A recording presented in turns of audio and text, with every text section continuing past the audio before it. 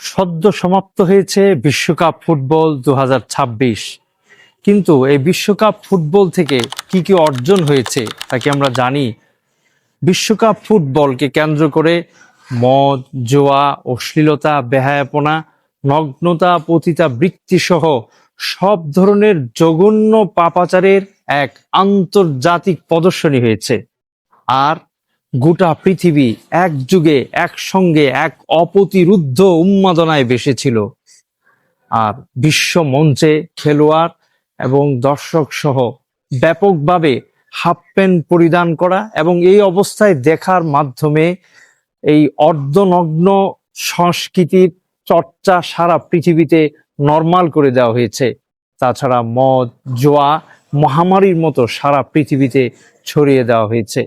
তাছাড়া কেউ ট্রফি জিতেছে, শিরোপা পেয়েছে, কেউ বা পেয়েছে স্বর্ণপদক, রৌপ্য পদক। কিন্তু 12,000 কিলোমিটার দূর থেকে এই বাংলাদেশের অর্জন কি ছিল তাকে আমরা ভেবে দেখেছি?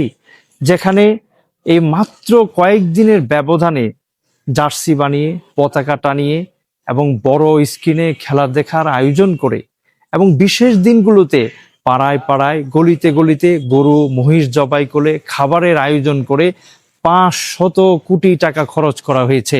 সেই বাংলাদেশের কি অর্জন হয়েছে তাকে আমরা জানি?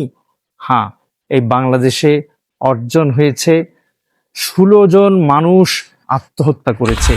বিশ্বকাপ ফুটবল 2026-এ বাংলাদেশের অর্জনগুলো দেখুন।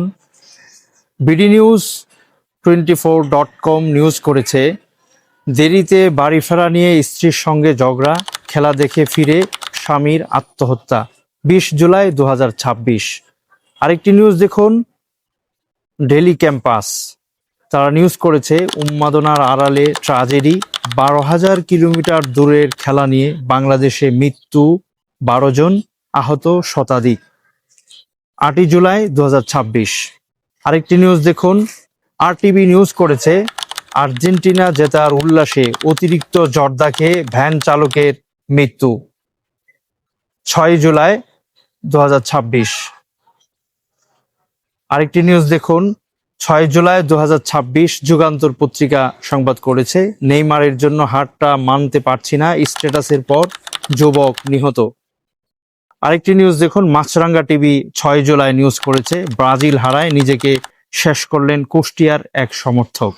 এরূপ অনেক নিউজ আমরা শুনেছি, পড়েছি। বিশ্বকাপ ফুটবল 2026-কে কেন্দ্র করে 15 থেকে 16 জন ব্যক্তি নিহত হয়েছে, কেউ বা সংঘর্ষে নিহত হয়েছে, কেউ বা আত্মহত্যা করেছে। কিন্তু একটি প্রশ্ন, এই লোকগুলো যারা আত্মহত্যা করলো, যারা সংঘর্ষে নিহত হলো, তারা কি জন্য তাদের প্রাণটা হারিয়েছে? কি জন্য তারা প্রাণ দিয়েছে? আল্লাহর দ্বীনের জন্য, কিংবা মহৎ কোনো কাজের জন্য, কিংবা দেশের স্বার্থে? যারা নিহত হয়েছে তাদের পরিবার, তাদের পিতামাতা কি বলে তারা সান্ত্বনা গ্রহণ করবে? আর আত্মহত্যার পরিণতিকে আমরা জানি। হাদিসে নবী করিম সাল্লাল্লাহু আলাইহি সাল্লাম বলেছেন, মান কাতালা নাফসাহু বিহাদিদাতিন ফাহাদিদাতুহু বিয়াদিহি ইয়াতাআজ্জাউ বিহা ফি নারি জাহান্নাম। যে ব্যক্তি আত্মহত্যা করলো ধারালো অস্ত্র দ্বারা, তার হাতে এই ধারালো অস্ত্র ধরে তুলে দেওয়া হবে, সে তা দিয়ে পেটে আঘাত করবে এবং যন্ত্রণায় কাতর হয়ে মৃত্যুবরণ করবে, আবার আত্মহত্যা করবে। এভাবে চিরকাল তাকে শাস্তি দেওয়া হবে। যে বিষ পান করে আত্মহত্যা করবে, তাকে বারবার বিষ পান করে যন্ত্রণা দিয়ে শাস্তি দেওয়া হবে।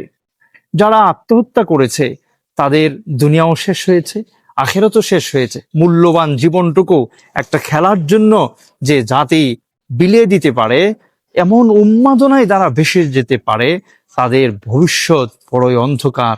এই জাতির ভবিষ্যৎ বড়ই অন্ধকার।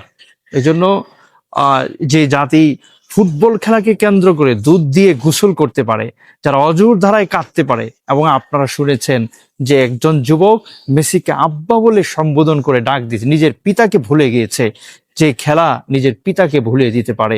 আপনি চিন্তা করে দেখুন, যদি আপনার বংশে, আপনার সন্তানদের মধ্যে এমন একজন বদবক সন্তান জন্মগ্রহণ করে যে নিজের পিতাকে ভুলে যায়, মেসিকে বাপ ডাকে, যে নিজের খেলার জন্য আত্মহত্যা করে, তাহলে আপনার কেমন লাগবে? আপনার বংশের জন্য এটা কেমন কলঙ্কের হবে?